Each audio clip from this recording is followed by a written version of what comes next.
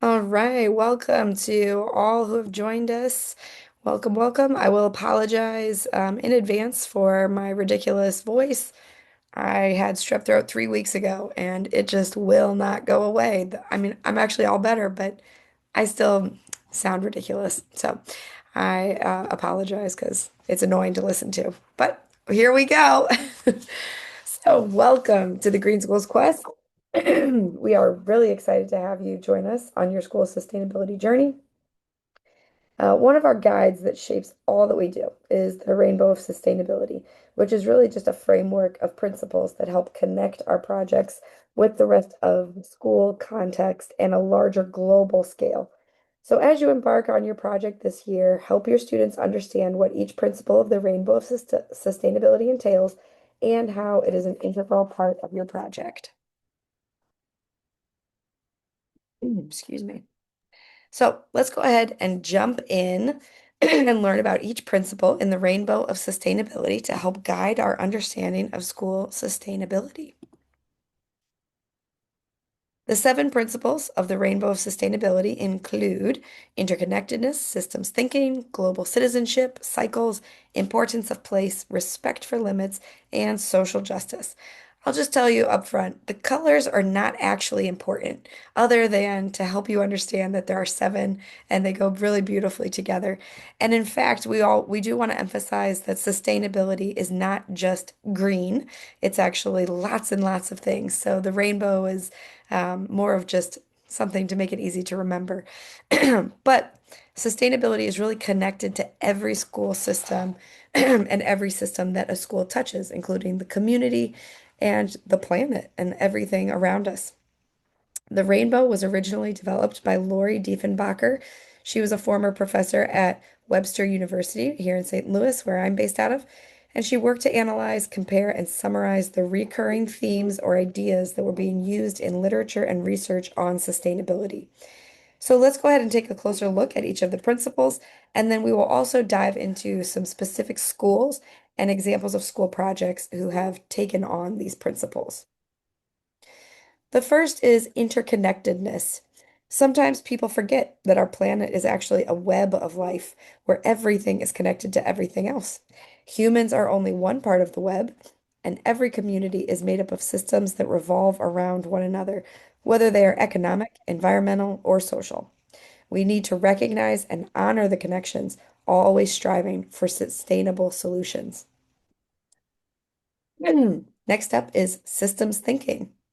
Systems are dynamic and responsive to changes over time.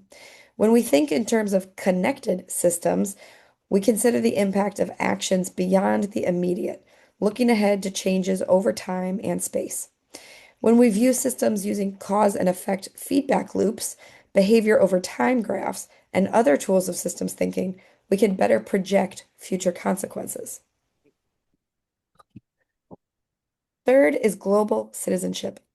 When injustice or ignorance drives a community, individuals can take action to affect change or impact the system in a positive way.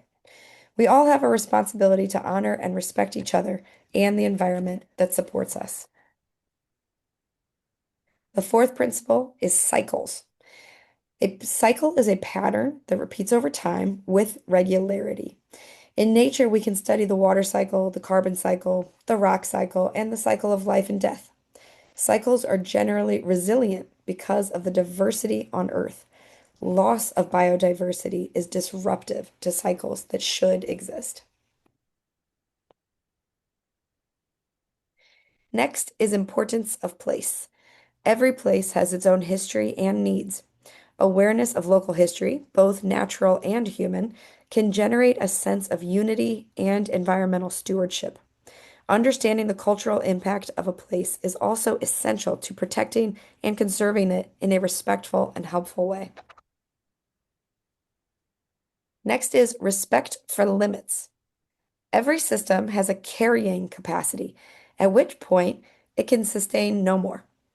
A quick reference to depleted oil reserves, depleted fish stocks, and overpopulation demonstrates our lack of respect for limits.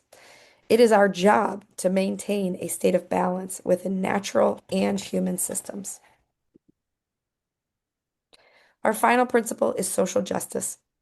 All resources need to be shared with equity and fairness to meet the needs of living beings across places and generations.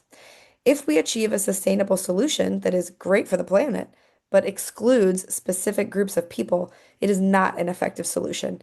And in fact, it adds to the environmental injustices that have already occurred over centuries.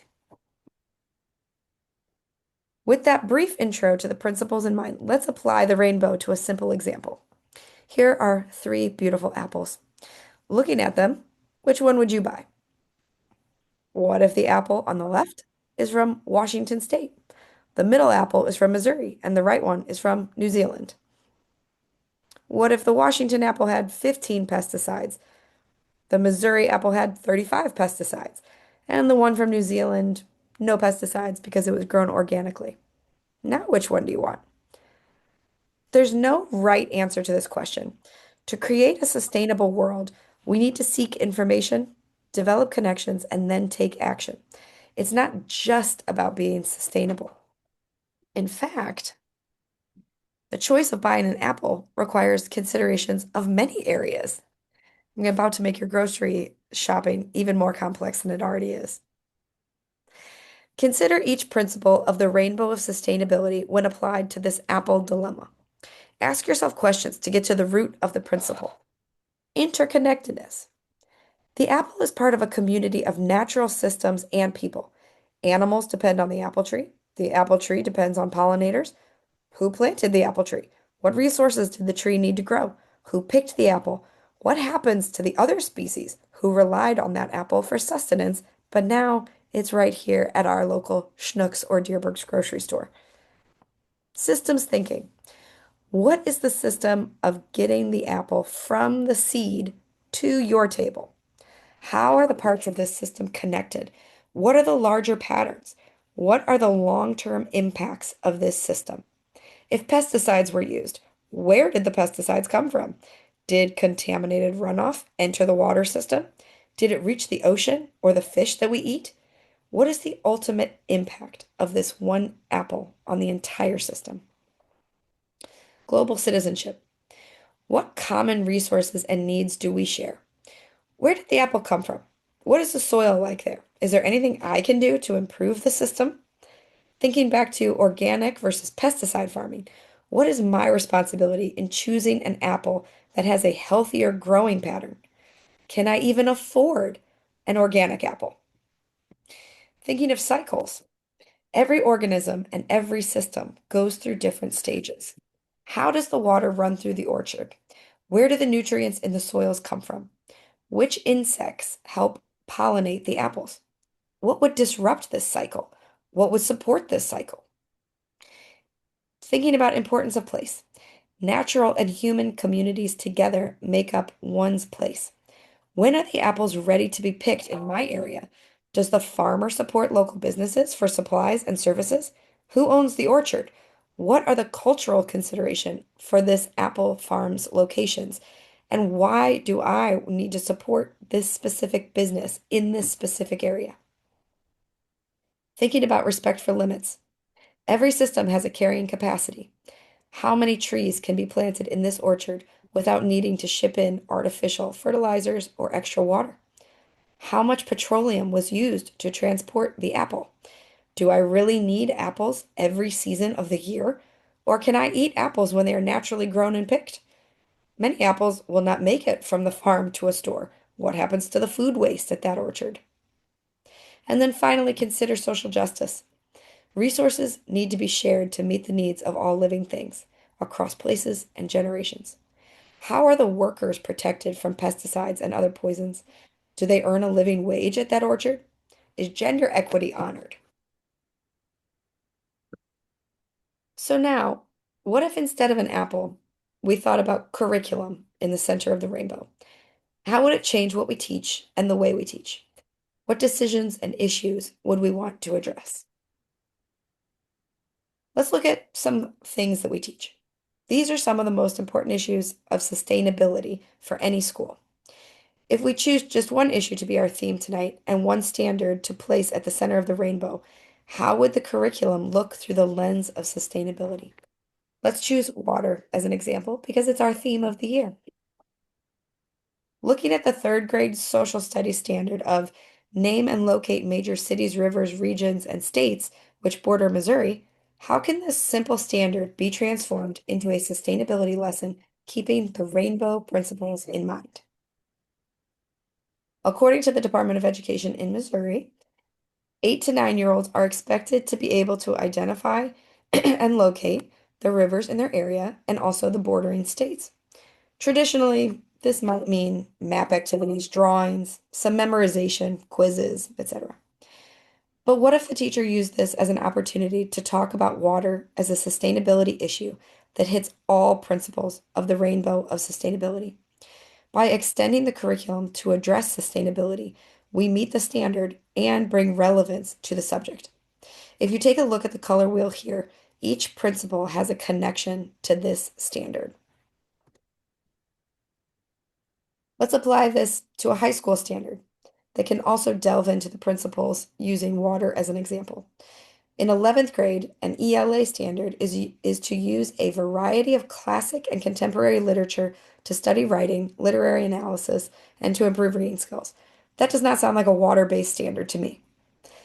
But if we take it a little further and we teach The Grapes of Wrath by John Steinbeck in order to meet this standard, we can definitely find some ways to incorporate sustainability into the discussion. In this particular unit on Steinbeck's Grapes of Wrath, students will study the usual themes, but they will, in addition, examine interconnectedness of the problems created because of the abuses and uses of water in this story. Each principle is again present in this particular unit and standard.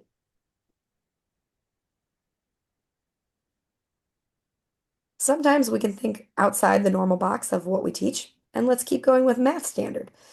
It might prove to be a challenge, but the cool thing about a framework like this is that it's not a guide, or I'm sorry, it is a guide. It's not a checklist. So you find ways to connect to the rainbow, but every lesson might not touch on all the principles, and that's okay. So let's take a look at this particular math standard using symbolic algebra to represent and solve problems that involve linear and quadratic relationships. Again, not so much a sustainability or water specific standard. I'll be upfront and say, if I was teaching this as a teacher, I would think this has nothing to do with sustainability. However, creative thinking can help us see that even more unusual standards can apply.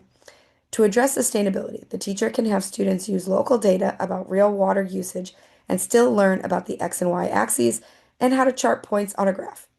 With these behavior over time graphs, students can then project long-term effects, both tools for systems thinking. The class might ultimately use their results to support suggestions to the local government for improving water usage in their town.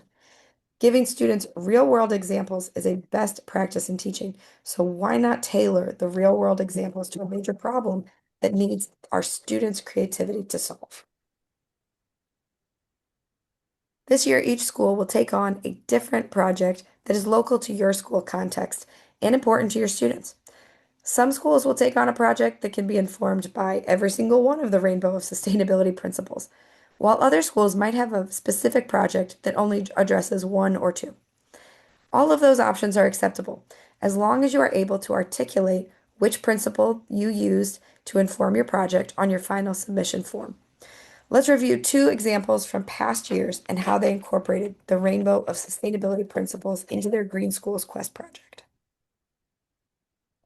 At City Garden Montessori, elementary students wanted to lower their carbon footprint.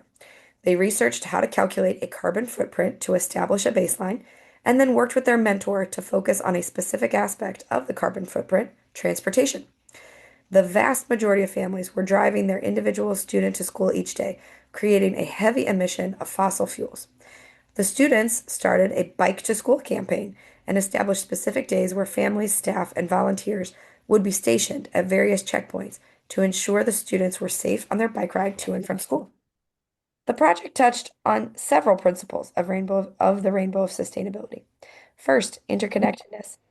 All living things are connected. Because families needed to get their children to school, they chose the most convenient form of transportation, but that negatively impacted the earth and the air quality of the community. By biking to school, they decreased their burden on the atmosphere, reduced the weight of the cars on the road, lowered their use of gasoline, and promoted a healthy exercise alternative for their child. Systems thinking. As changes to a system occur, the system must adapt. Students riding bikes to school required a shift to the school safety system in order to provide a safe way to get to school for all involved. The school logistics had to change in order to make this project work.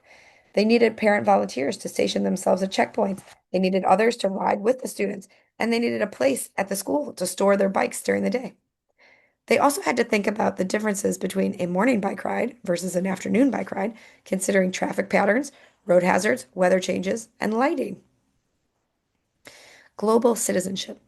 The students analyzed both their individual and collective impact and carbon footprint, and they determined that both the school system and their individual actions needed to shift in order to do better for the planet and themselves.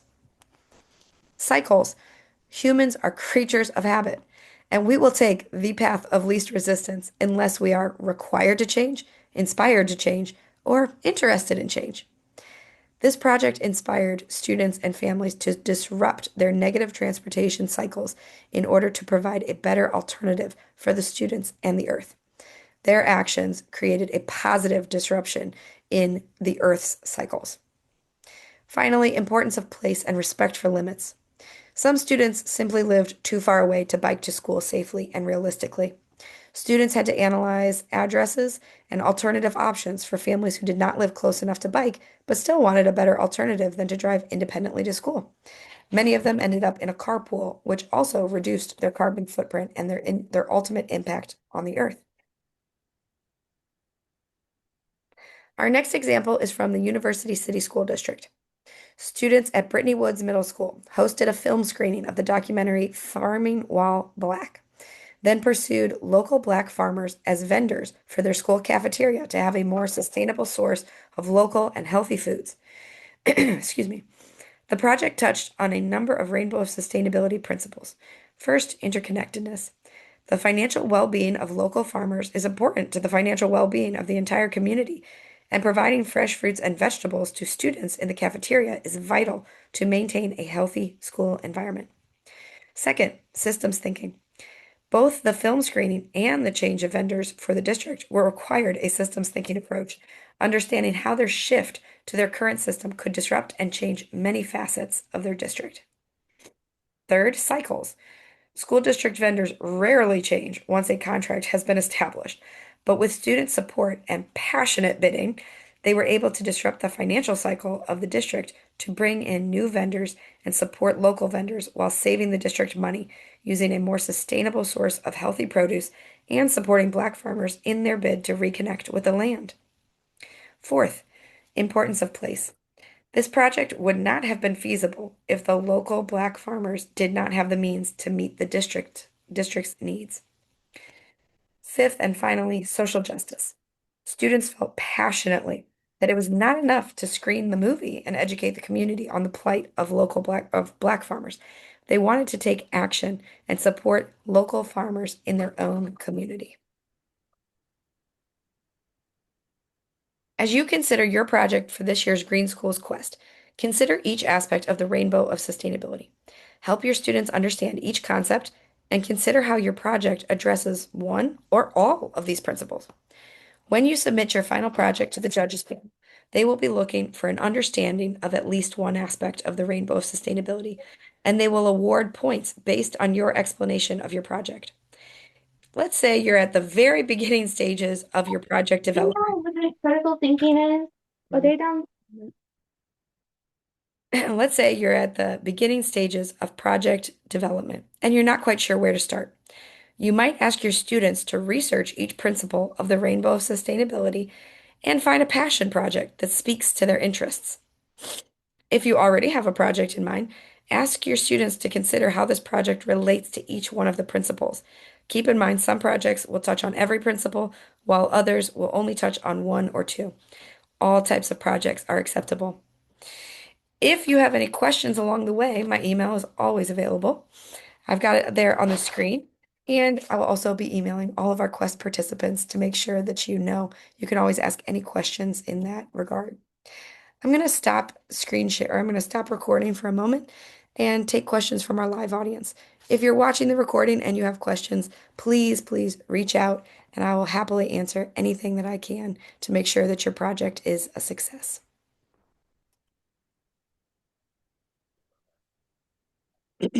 Excuse me while I pause this.